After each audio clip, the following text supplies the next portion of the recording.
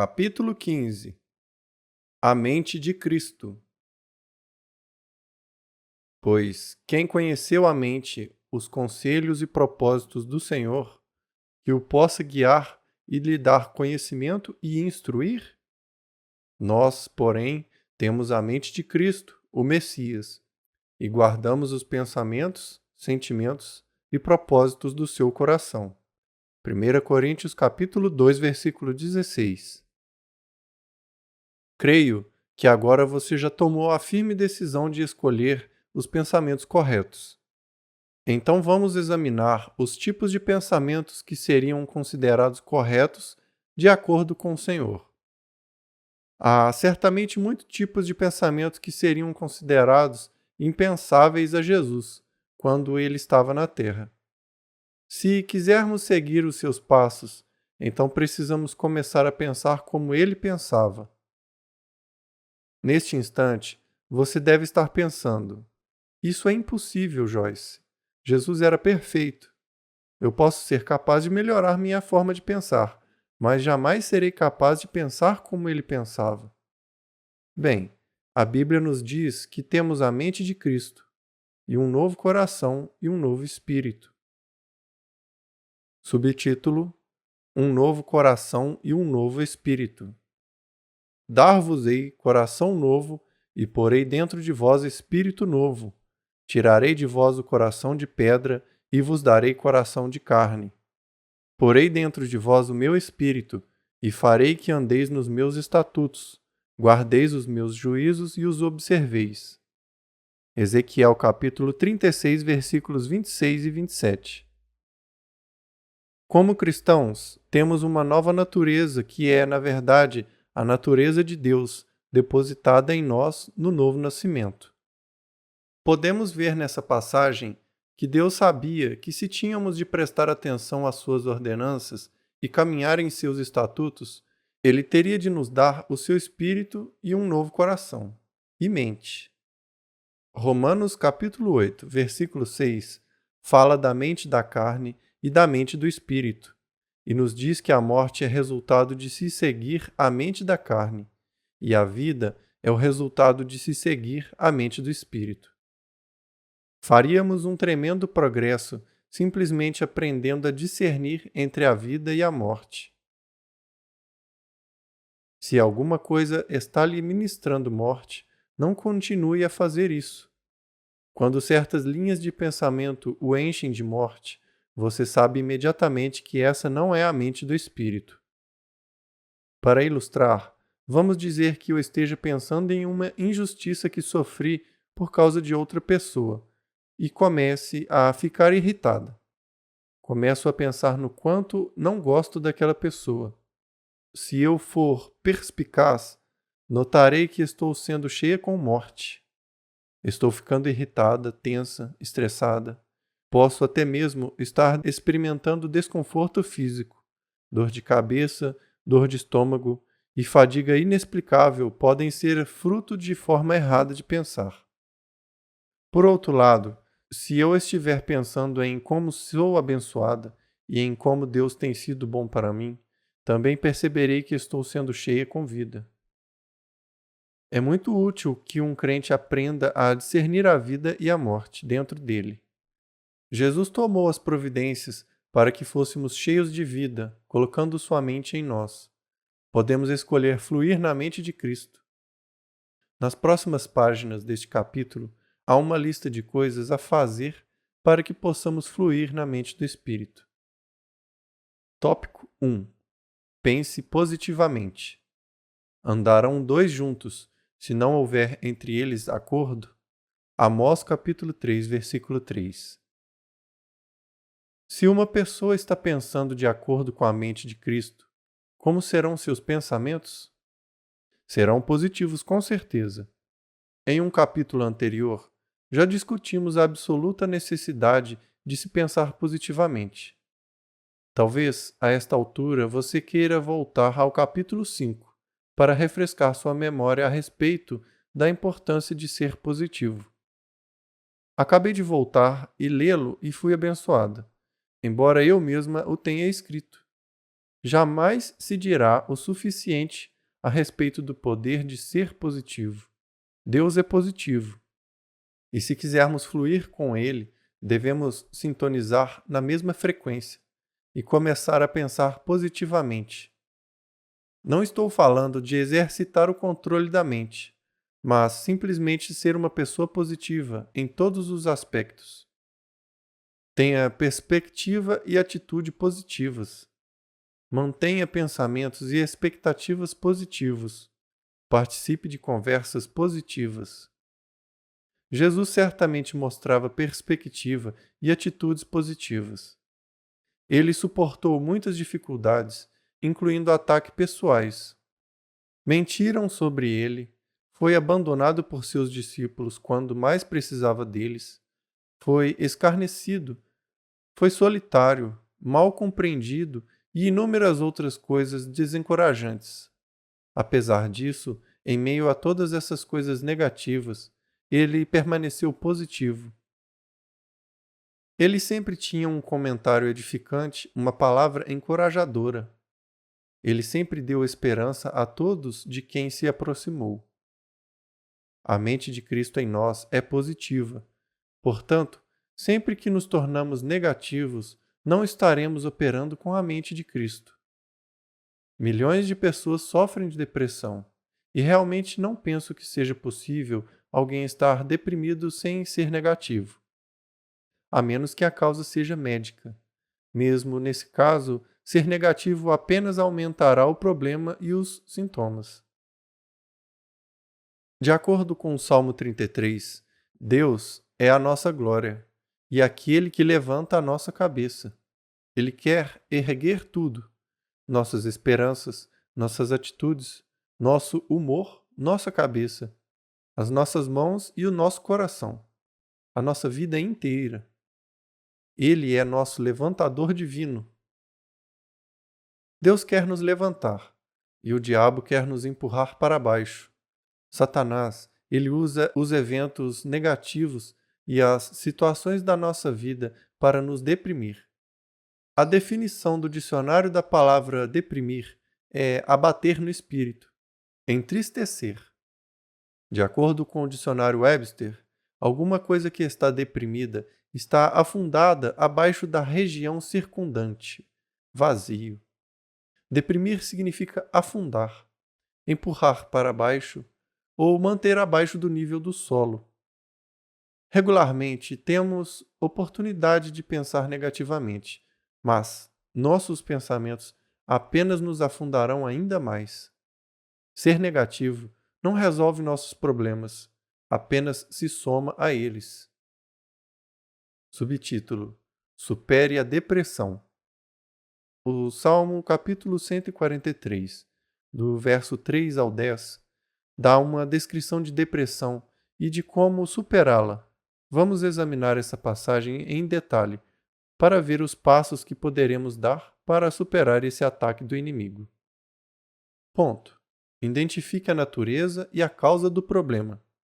Pois o inimigo me tem perseguido a alma, tem arrojado por terra a minha vida, tem me feito habitar na escuridão, como aqueles que morreram há muito. Salmo capítulo 143, versículo 3.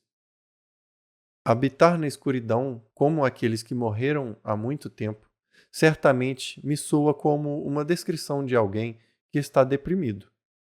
Observe que a origem dessa depressão, desse ataque à alma, é Satanás. Ponto. Reconheça que a depressão rouba a vida e a luz.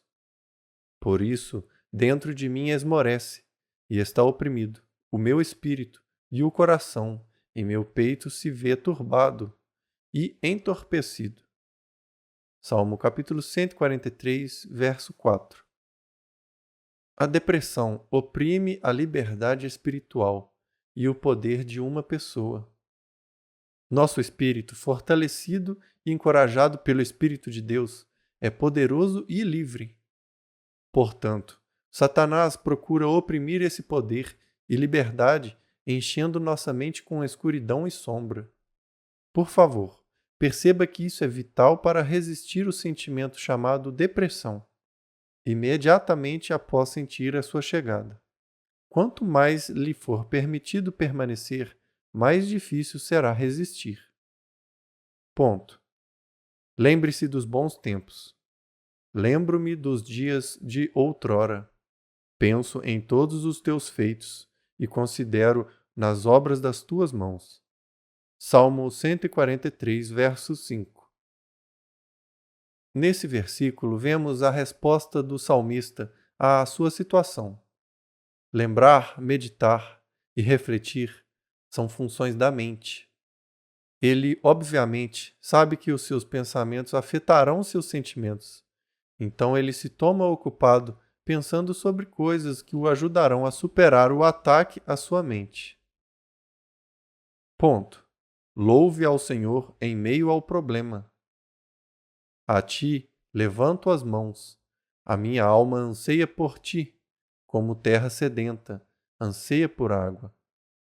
Selá, pare e pense nisso calmamente. Salmo 143, verso 6. O salmista conhece a importância do louvor. Ele ergue as mãos em adoração. Ele declara qual é verdadeiramente sua necessidade. Ele precisa de Deus. Apenas Deus pode fazê-lo sentir-se satisfeito. Muito frequentemente, quando as pessoas ficam deprimidas, é porque elas precisam de alguma coisa e procuram no lugar errado, o que apenas aumenta os seus problemas. Em Jeremias capítulo 2, verso 13, o Senhor disse: porque dois males cometeu o meu povo. A mim me deixaram o manancial de águas vivas e cavaram cisternas rotas, que não retêm as águas. Apenas Deus pode saciar uma alma sedenta. Não se engane pensando que qualquer coisa pode satisfazê-lo inteira e completamente. Correr atrás da coisa errada sempre o deixará desapontado, e o desapontamento abre a porta para a depressão. Ponto. Peça a ajuda de Deus. Dá-te pressa, Senhor, em responder-me. O espírito me desfalece. Não me escondas a tua face, para que eu não me torne como os que baixam a cova, a sepultura. Salmo 143, verso 7. O salmista clama por ajuda. Ele está basicamente dizendo: apressa-te, Senhor, porque eu não vou ser capaz de aguentar muito mais tempo sem ti. Ponto. Ouça o Senhor. Faz-me ouvir pela manhã da tua graça, pois em ti confio. Mostra-me o caminho por onde devo andar, porque a ti elevo a minha alma. Salmo 143, verso 8. O salmista sabe que ele precisa ouvir ao Senhor. Ele precisa ser assegurado do amor e bondade de Deus. Ele precisa da atenção e da direção de Deus. Ponto. Ore por livramento. Livra-me, Senhor, dos meus inimigos, pois em ti é que me refugio. Salmo 143, verso 9. Mais uma vez, o salmista está declarando que apenas Deus pode ajudá-lo. Por favor, observe que ao longo desse discurso ele está mantendo sua mente em Deus, não no problema. Ponto. Busque sabedoria, conhecimento e liderança de Deus. Ensina-me a fazer a tua vontade, pois tu és o meu Deus. Guie-me o teu bom espírito por terreno plano. Salmo 143, verso 10. Talvez o salmista esteja indicando que ele havia saído da vontade de Deus e, portanto, tenha aberto a porta para ataque à sua alma. Ele quer estar na vontade de Deus porque ele agora percebe que esse é o único lugar seguro para estar. Então ele pede a Deus que o ajude a se manter firme. Creio que esta frase, guia-me por terreno plano, refere-se às suas emoções vacilantes. Ele quer estar inabalável, não em altos e baixos. Subtítulo: Use suas armas. Porque as armas da nossa milícia não são carnais, armas de carne e sangue, e sim poderosas em Deus, para destruir, derrotar fortalezas, anulando sofismas, visto que refutamos argumentos e teorias e questionamentos e toda altivez e superioridade que se levante contra o verdadeiro conhecimento de Deus, e levando o cativo todo pensamento e propósito à obediência de Cristo, o Messias ou ungido. 2 Coríntios 10, versos 4 e 5. Satanás usa a depressão para arrastar milhões no poço de escuridão e desespero. O suicídio frequentemente é resultado da depressão. Uma pessoa suicida é geralmente alguém que se tornou tão negativa que não vê absolutamente nenhuma esperança para o futuro. Lembre-se, sentimentos negativos vêm de pensamentos negativos. A mente é o campo de batalha, o lugar onde a batalha é ganha ou perdida. Escolha hoje ser positivo, lançando fora cada imaginação negativa e trazendo seus pensamentos à obediência de Jesus Cristo. 2 Coríntios 10, verso 5. Tópico 2. Tenha a mente de Deus. Tu, Senhor, conservarás e guardarás em perfeita e constante paz aquele cujo propósito, ambos, a sua inclinação e o seu caráter, é firme em ti, porque ele confia, apoia-se e espera confiantemente em ti. Isaías capítulo 26, verso 3.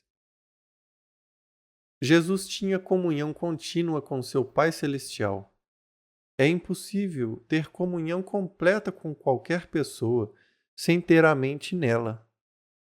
Se meu marido e eu estamos no carro juntos e ele está conversando comigo, mas eu tenho a minha mente em alguma outra coisa, na verdade não estamos tendo comunhão, porque não estou lhe dando a minha inteira atenção. Portanto, creio que podemos dizer com segurança que os pensamentos de uma pessoa que funciona na mente de Cristo estariam em Deus e em toda a sua obra poderosa. Subtítulo: Pense em Deus, medite em Deus e nas suas obras. Como de banha e de gordura, farta-se minha alma, e com júbilo nos lábios a minha boca te louva. No meu leito, quando de ti me recordo e em ti medito, durante a vigília da noite. Salmo 63, versos 5 e 6. Considero também nas tuas obras todas, e cogito dos teus prodígios. Salmo 77, verso 12. Meditarei nos teus preceitos e as tuas veredas. Os caminhos da vida marcados pela tua lei, terei respeito. Salmo 119, verso 15. Lembro-me dos dias de outrora, penso em todos os teus jeitos e considero nas obras das tuas mãos. Salmo 143, verso 5. O salmista Davi fala frequentemente sobre meditar em Deus, sua bondade e suas obras e caminhos. Sua bondade e suas obras e caminhos. É tremendamente edificante pensar na bondade de Deus e em todas as maravilhosas obras das suas mãos. Gosto muito de assistir a programas de televisão sobre a natureza, os animais, a vida nos oceanos, etc., porque eles retratam a tremenda grandeza de Deus, sua infinita criatividade e como ele está mantendo todas as coisas pela força do seu poder. Entre parênteses, Hebreus capítulo 1, versículo 3. Meditar em Deus e nos seus caminhos e obras terá de se tornar uma parte regular dos seus pensamentos, se você quer experimentar uma vitória. Uma das minhas passagens bíblicas favoritas é o Salmo 17, verso 15, no qual o salmista diz ao Senhor: Eu, porém, na justiça contemplarei a tua face. Quando acordar, eu me satisfarei com a tua semelhança, e tendo doce comunhão contigo. Tive muitos dias infelizes, porque começava pensando sobre todas as coisas erradas no instante em que acordava toda manhã. Posso dizer com certeza que tenho estado completamente satisfeita desde que o Espírito Santo está me ajudando a funcionar na mente de Cristo, a mente do Espírito, que está em mim. Ter comunhão com Deus cedo de manhã é uma forma segura de começar a desfrutar a vida. Subtítulo: Tenha comunhão com Deus. Se eu não for o consolador, conselheiro, ajudador, advogado, intercessor, fortalecedor e companheiro, não virá para vós outros, em íntima comunhão convosco. Se, porém, eu for, eu vou-lo enviarei, para estar em íntima comunhão convosco. João capítulo 16, verso 7. Essas palavras foram ditas por Jesus pouco antes de sua partida para o céu, onde ele está assentado à mão direita do Pai na glória. É óbvio, a partir dessa mensagem, que a vontade de Deus é que estejamos em comunhão íntima com Ele. Nada está mais próximo de nós do que os nossos pensamentos. Portanto, se enchermos nossa mente com o Senhor, isso o trará à nossa consciência e começaremos a desfrutar uma comunhão com Ele, que trará alegria, paz e vitória à nossa vida diária. Ele está sempre conosco, como prometeu que estaria. Mateus capítulo 28, verso 20 e Hebreus capítulo 13, verso 5. Mas não estaremos conscientes da sua presença a menos que pensemos a respeito dele. Posso estar em um cômodo com alguém e, se tiver a minha mente em uma porção de outras coisas, posso ir embora sem mesmo nem me dar conta de que uma pessoa estava lá. É dessa forma que acontece com nossos privilégios de comunhão com o Senhor. Ele está sempre conosco, mas precisamos pensar nele para estarmos conscientes da sua presença. Tópico 3. Tenha em mente, Deus me ama. E nós conhecemos, entendemos, reconhecemos, estamos cientes de por meio de observação e experiência. E cremos, aderimos e colocamos a fé e confiamos no amor que Deus tem por nós. Deus é amor, e aquele que permanece no amor permanece em Deus, e Deus nele. 1 João capítulo 4, verso 16. Tenho aprendido que a mesma coisa que é válida para o amor de Deus é válida para a sua presença. Se jamais meditamos em seu amor, não o experimentaremos. Paulo orou em Efésios 3 para que as pessoas experimentassem o amor de Deus por elas mesmas.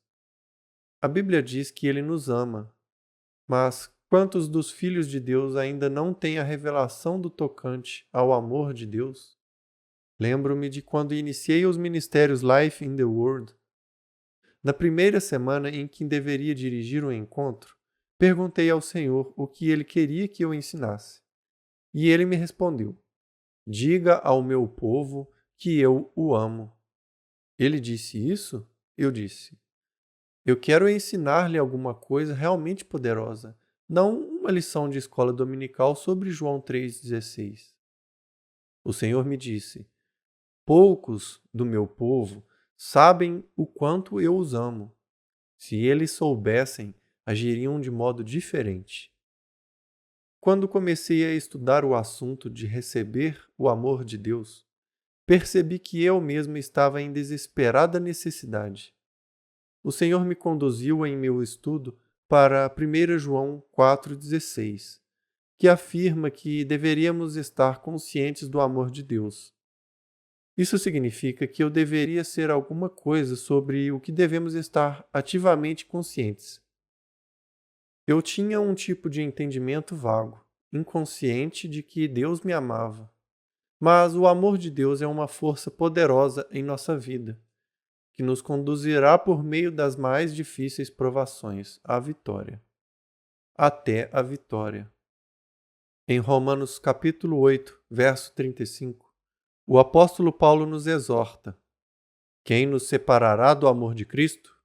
Será o sofrimento ou a tribulação, calamidade ou angústia, ou perseguição ou fome, ou nudez, ou perigo, ou espada?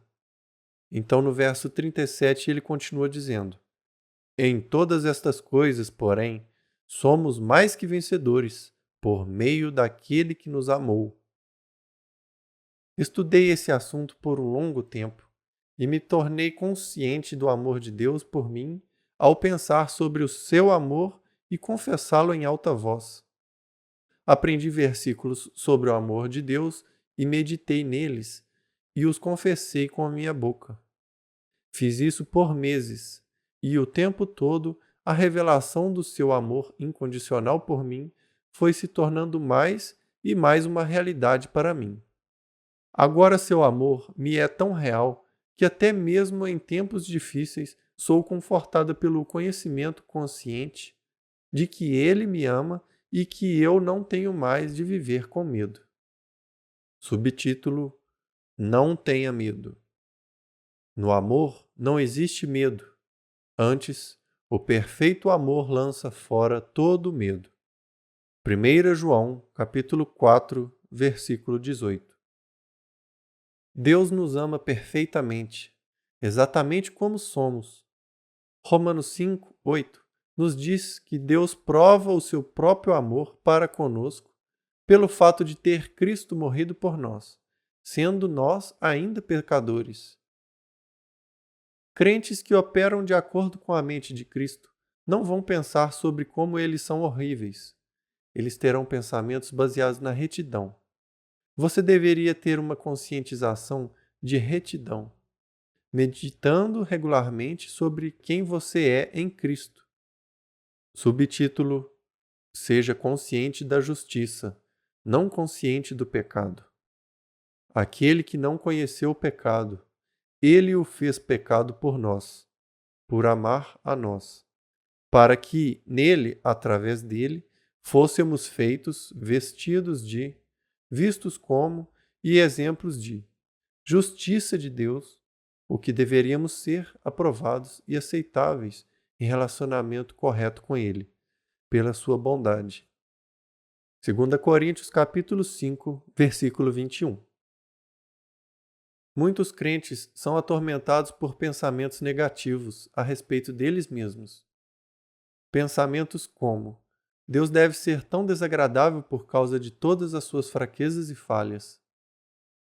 Quanto tempo você desperdiça vivendo debaixo da culpa e da condenação? Observe que eu disse quanto tempo você desperdiça, porque isso é exatamente o que todo tipo de pensamento é, um desperdício de tempo. Não pense sobre como você era horrível antes de ter vindo a Cristo. Em vez disso, pense sobre como você foi feito justiça de Deus nele. Lembre-se, pensamentos se transformam em ações. Se você quer se comportar, você deve mudar a sua forma de pensar primeiro. Continue pensando em como você é horrível e você apenas agirá de maneira pior. Cada vez que um pensamento negativo, condenatório vier à sua mente, lembre-se de que Deus o ama, que você foi feito à semelhança da justiça de Deus em Cristo. Estamos mudando para melhor o tempo todo. Cada dia você está crescendo espiritualmente. Deus tem um plano gracioso para a sua vida. Essas são verdades sobre as quais você deve pensar. Isso é o que se espera que você esteja fazendo com sua mente. Pense deliberadamente de acordo com a palavra de Deus. Não pense em apenas qualquer coisa que caia em sua cabeça, recebendo isso como seu próprio pensamento. Repreenda o diabo e comece a ir adiante pensando pensamentos certos. Tópico 4. Tenha uma mente exortativa. Ou o que exorta, encoraja, faça-o com dedicação. Romanos capítulo 12, versículo 8. A pessoa com a mente de Cristo tem pensamentos positivos, enriquecedores, edificantes sobre outras pessoas, como também sobre si mesma e suas próprias circunstâncias. O ministério de exortação é grandemente necessário no mundo de hoje. Você jamais exortará alguém com suas palavras se não tiver primeiro pensamentos bondosos para com a tal pessoa. Lembre-se de que qualquer coisa que estiver em seu coração sairá de sua boca. Tenha algum pensamento amoroso de propósito. Envie pensamentos de amor a outras pessoas. Diga-lhes palavras de encorajamento. O Dicionário Expositivo de Palavras do Novo Testamento, de Vine, define a palavra parakaleo, que é traduzida por exortar como, em primeiro lugar, chamar uma pessoa, para o lado, kaleo, chamar, admoestar, exortar, instar com alguém, para buscar algum curso de conduta. Interpreto essa definição como caminhar junto com a pessoa, instando por ela, com ela, para continuar perseguindo um modo de ação. O dom ministerial de exortação em Romanos 12, versículo 8, pode prontamente ser visto naqueles que o têm. Eles estão sempre dizendo alguma coisa encorajadora ou edificante para todos, alguma coisa que faz os outros se sentirem bem e os encoraja a continuar. Nem todos nós podemos ter o dom ministerial de exortação, mas qualquer um pode aprender a ser encorajador. A regra simples é: se não é bom, então não pense ou diga isso. Todos já têm problemas suficientes. Não precisamos contribuir para os seus problemas derrubando-os. Deveríamos edificar uns aos outros em amor. Entre parênteses, Efésios 4, versículo 29. Não se esqueça, o amor sempre acredita no melhor de cada um. Entre parênteses, 1 Coríntios 13, versículo 7. Quando você começar a ter pensamentos amorosos sobre as pessoas, você as encontrará comportando-se de forma mais amorosa. Pensamentos e palavras são recipientes ou armas para carregar poder criativo ou destrutivo. Eles podem ser usados contra Satanás e suas obras, ou eles podem, na verdade, ajudá-lo em seus planos de destruição. Vamos dizer que você tenha um filho com alguns problemas de comportamento e definitivamente precisa mudar. Você ora por ele e pede a Deus que trabalhe na vida dele, fazendo o que quer que seja necessário. Agora, o que você faz com seus pensamentos e palavras no que diz respeito a essa criança durante o período de espera? Muitas pessoas jamais veem a resposta às suas orações porque elas anulam o que pediram com seus pensamentos e palavras, antes mesmo que Deus tenha tido uma chance de trabalhar por elas. Nós não estamos andando na palavra se nossos pensamentos são opostos ao que ela diz. Nós não estamos andando na palavra se não estamos pensando na palavra.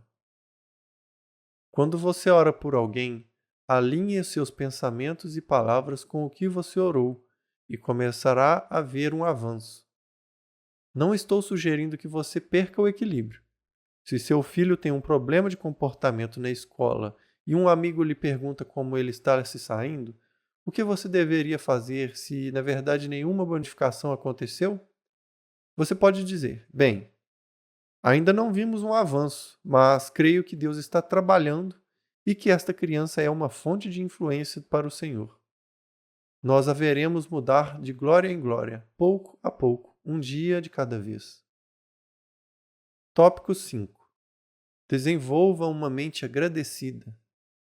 Entrai por suas portas com ações de graças e ofertas de agradecimento, e nos seus átrios com hinos de louvor. Sede agradecidos, rendei-lhes graças e bendizei-lhe o nome.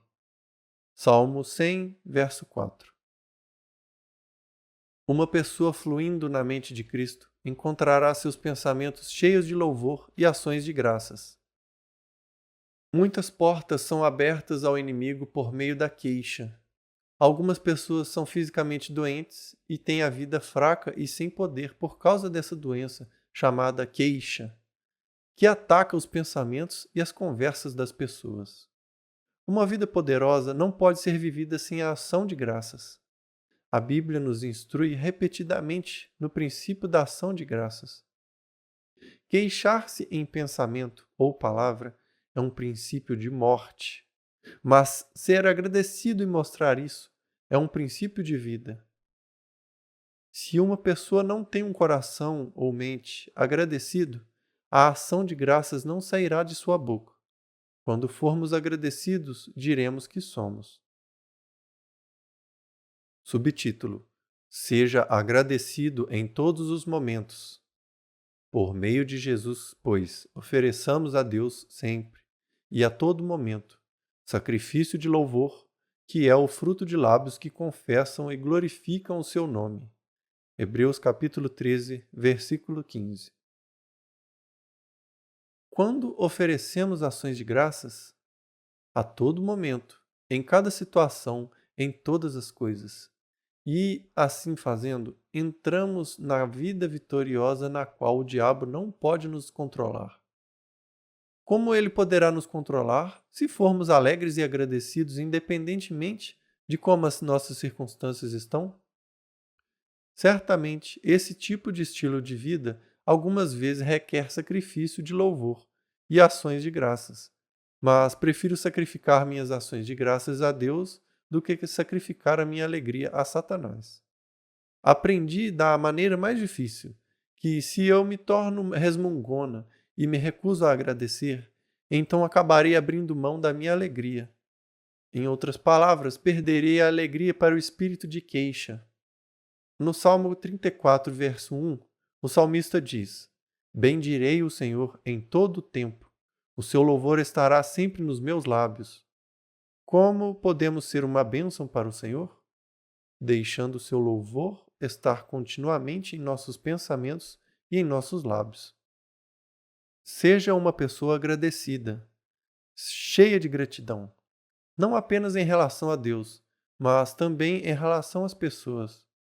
Quando alguém faz uma coisa boa para você, deixe-o saber que você apreciou a atitude dele. Mostre apreciação em sua família, entre os vários membros. Muito frequentemente, tomamos como de direito as coisas com as quais Deus nos tem abençoado. Uma forma certa de perder alguma coisa é não apreciá-la. Prezo meu marido. Nós estamos casados por um longo tempo, mas ainda digo que o prezo. Ele é um homem muito paciente de muitas formas e tem muitas outras boas qualidades. Sei que deixar que as pessoas saibam que nós as apreciamos, mesmo mencionando especificamente certas coisas pelas quais somos agradecidos, ajuda a construir e manter os bons relacionamentos. Trabalho com muitas pessoas e ainda continuo a me surpreender como algumas delas são tão agradecidas por cada pequena coisa que é feita por elas, enquanto outras nunca estão satisfeitas, a despeito do quanto é feito por elas. Creio que o orgulho tem alguma coisa a ver com esse problema. Algumas pessoas são tão cheias de si próprias que não importa quanto os outros fazem por elas, pensam que merecem não apenas aquilo, mas muito mais. Elas raramente expressam apreciação. Expressar apreciação é bom não apenas para a outra pessoa, mas é bom para nós, porque libera a alegria em nós. Medite diariamente em todas as coisas pelas quais você deve ser agradecido. Relate-as detalhadamente ao Senhor em oração. E, à medida que fizer isso, você descobrirá seu coração se enchendo de vida e de luz. Subtítulo: Sempre agradeça por tudo. E não vos embriagueis com o vinho, no qual há dissolução, mas estimulai-vos e enchei-vos do Espírito Santo. Falando entre vós, a versão King James diz, falando com vós mesmos, com salmos, entoando com vozes e instrumentos, e louvando de coração ao Senhor com hinos e cânticos espirituais, dando sempre graças por tudo a nosso Deus e Pai, em nome de nosso Senhor Jesus Cristo. Efésios 5, versículos 18 ao 20. Que poderoso conjunto de versículos! Como podemos ficar cheios do Espírito Santo? Falando com nós mesmos por meio dos nossos pensamentos, ou com os outros por meio das nossas palavras, através de salmos, hinos e cânticos espirituais. Em outras palavras, mantendo o nosso pensamento e palavras cheios da palavra de Deus, louvando sempre e dando graças por tudo. Tópico 6. Tenha a mente da palavra. Também não tendes a sua palavra, seus pensamentos, permanente em vós, porque não credes e sois devotados e confiam e dependem naquele a quem ele enviou. É por isso que não guardais a sua mensagem viva em vós, porque vós não credes no mensageiro que ele vos enviou. João, capítulo 5, versículo 38. A palavra de Deus são os seus pensamentos escritos em papel, para o nosso estudo e consideração. Sua palavra é como ele pensa sobre cada situação e sobre cada assunto. Em João 5, verso 38, Jesus estava criticando severamente alguns descrentes. Vemos nessa tradução que a palavra de Deus é a expressão de seus pensamentos e que as pessoas que querem crer e experimentar todos os bons resultados de crer devem permitir que a palavra dele seja uma mensagem viva no coração delas. Consegue-se isso pela meditação na palavra de Deus. Os pensamentos de Deus podem se tornar nossos pensamentos. A única forma de desenvolver a mente de Cristo em nós. Esta é a única forma de desenvolver a mente de Cristo em nós. A Bíblia, em João capítulo 1, versículo 14, diz que Jesus era a palavra feita em carne. Isso não teria sido possível se sua mente não estivesse cheia da palavra de Deus continuamente. Meditar na palavra de Deus é um dos mais importantes princípios de vida que podemos aprender. O dicionário expositivo das palavras do Novo Testamento de Vine define as duas palavras gregas, traduzidas como meditar da seguinte maneira: cuidar, atender, praticar, ser diligente em, praticar no sentido principal da palavra, refletir, imaginar, premeditar. Outra fonte acrescenta sussurrar ou murmurar. Não posso enfatizar de forma suficientemente firme toda a importância desse princípio. Eu o chamo de princípio de vida, porque meditar na palavra de Deus ministrará a vida a você e, enfim, aos que estão à sua volta. Muitos cristãos têm se tornado temerosos da palavra meditar, por causa das práticas de meditação das religiões pagãs e ocultistas. Mas insisto que você se lembre de que Satanás jamais teve a ideia original. Ele toma o que pertence ao reino da luz e o desvirtua para o reino da escuridão. Devemos ser suficientemente sábios para perceber que, se a meditação produz tal poder para o lado do mal, ela também produzirá poder para a causa do bem. O princípio da meditação vem diretamente da palavra de Deus. Vamos verificar o que a Bíblia tem a dizer sobre ele. Subtítulo: Medite e prospere. Não cesses de falar deste livro da lei. Esse livro da lei não deve se separar dos teus lábios. Antes, medita nele dia e noite, para que tenhas cuidado de observar e fazer segundo tudo quanto nele está escrito. Então, farás prosperar o teu caminho, e te conduzirás com sabedoria, e serás bem-sucedido. Josué, capítulo 1, versículo 8.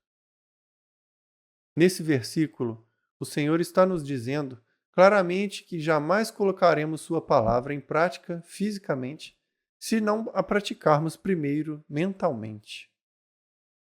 O Salmo 1, versos 2 e 3 fala sobre o homem devoto e diz: Antes o seu prazer está na lei do Senhor, e na sua lei, os preceitos, as instruções e os ensinamentos de Deus, medita, reflete e estuda de dia e de noite. Ele é como árvore firmemente plantada e cuidada junto à corrente de águas, que no devido tempo dá o seu fruto e cuja folhagem não murcha, e tudo quanto ele faz será bem-sucedido e amadurecerá. Medite e seja curado. Filho meu, atenta para as minhas palavras, aos meus ensinamentos, inclina o teu ouvido. Não os deixes apartar-se dos teus olhos, guarda-os no mais íntimo do teu coração, porque são vida para quem os acha e saúde para o seu corpo. Provérbios 4, versos 20 ao 22. Lembrando-se de que uma das definições da palavra meditar é atender, observe essa passagem das Escrituras que diz que as palavras do Senhor são como fonte de saúde e cura para a carne. Meditar sobre a palavra de Deus em nossa mente certamente afetará o nosso corpo físico. A minha aparência mudou nos últimos 18 anos. As pessoas me dizem que eu pareço ser pelo menos 15 anos mais nova do que hoje. Mais nova hoje do que parecia quando comecei a estudar diligentemente a palavra e fazê-la o foco central da minha vida inteira. Subtítulo: Ouça e escolha. Então lhes disse: Atentai no que ouvis. Com a medida de meditação e estudo com que tiverdes medido, a verdade que ouvis vos medirão. Será a medida de virtude e conhecimento também, e ainda se vos acrescentará mais a vós que ouvis. Marcos 4, versículo 24. Esse princípio é como o de semear e colher. Quanto mais semeamos, mais colheremos na época da colheita. O Senhor está dizendo em Marcos 4, 24, que quanto mais tempo colocarmos na meditação e estudo da palavra que ouvimos, mais extrairemos dela. Subtítulo: Leia e ceife. As coisas estão temporariamente ocultas apenas como um meio de revelação, pois nada está oculto senão para ser manifesto, e nada se faz temporariamente escondido senão para ser revelado. Marcos 4, versículo 22. Esses dois versos juntos estão nos dizendo que a palavra tem tremendos tesouros escondidos nela e quer nos revelar segredos poderosos de Deus. Eles são revelados àqueles que refletem, estudam, pensam, praticam mentalmente e sussurram a palavra de Deus. Sei, como professora da palavra de Deus, a verdade desse princípio. Parece que não há fim para o que Deus pode me mostrar em um versículo das Escrituras. Eu o estudo uma vez e observo uma coisa, e em outra vez vejo alguma coisa nova que não havia notado antes. O Senhor continua revelando seus segredos àqueles que são diligentes a respeito da palavra. Não seja o tipo de pessoa que sempre quer viver à custa da revelação de outra pessoa. Estude a palavra e permita que o Espírito Santo abençoe sua vida com a verdade. Eu poderia continuar infinitamente nesse assunto de meditar na palavra de Deus. Como eu disse, é uma das coisas mais importantes que podemos aprender a fazer. O dia inteiro, enquanto você resolve seus assuntos diários, peça ao Espírito Santo que ele lembre de certas passagens. Então você poderá meditar nelas. Você ficará surpreso com a quantidade de poder que essa prática liberta. Quanto mais você meditar na palavra de Deus, mais você será capaz de extrair da sua força em tempos de dificuldade. Lembre-se, o poder para praticar a palavra vem da prática de meditar nela. Subtítulo: Receba e acolha a palavra. Portanto, despojando-vos de toda impureza e acúmulo de maldade, acolhei com mansidão, simplicidade, modéstia, a palavra em vós implantada e enraizada em vossos corações, a qual é poderosa para salvar a vossa alma. Tiago, capítulo 1, versículo 21. Vemos nessa passagem que a palavra tem o poder de nos salvar de uma vida de pecado, mas apenas se a recebermos, a acolhermos, a implantarmos e a enraizarmos em nossos corações. Essa implantação e esse enraizamento ocorrem mediante a observação da palavra de Deus, tendo-a em nossa mente mais do que qualquer outra coisa. Se meditarmos em nossos problemas todo o tempo, nos enraizaremos neles mais profundamente. Se meditarmos no que está errado conosco ou com os outros, nos tornaremos mais profundamente convencidos do problema e jamais veremos a solução. É como se houvesse um oceano de vida à nossa disposição, e o instrumento que nos é dado para movê-lo é o estudo diligente e a meditação na palavra de Deus. Subtítulo: Escolha a vida. Porque o pendor da carne, a mente da carne, que é senso e razão sem o Espírito Santo, dá para a morte que consiste de todas as misérias advindas do pecado, tanto aqui como na vida futura. Mas o do Espírito Santo para a vida e alma e paz, tanto aqui como na vida futura. Romanos capítulo 8, versículo 6. Chamar a sua atenção outra vez para Filipenses capítulo 4, versículo 8, parece ser uma boa maneira de encerrar essa parte do livro. Finalmente, irmãos, tudo o que é verdadeiro, tudo o que é respeitável e digno de honra e decente, tudo o que é justo, tudo o que é puro, tudo o que é amável, tudo o que é de boa fama, agradável e gracioso, se alguma virtude e excelência há, e se algum louvor existe, seja isso o que ocupe o vosso pensamento. Pensai, examinai cuidadosamente, considerai essas coisas, fixai vossas mentes nelas. A condição em que sua mente deveria estar é descrita nessa passagem. Você tem a mente de Cristo, comece a usá-la. Se ele não pensa em alguma coisa, você também não deverá pensar. É por meio dessa contínua vigilância aos seus pensamentos que você começa a levar todo o pensamento cativo à obediência de Jesus Cristo. Entre parênteses, 2 Coríntios capítulo 10, versículo 5. O Espírito Santo é rápido em lembrar-lhe se sua mente estiver começando a levá-lo na direção errada. Então a decisão é sua. Você fluirá na mente da carne ou na mente do Espírito. Uma conduz à morte e a outra à vida. A escolha é sua. Portanto, escolha a vida.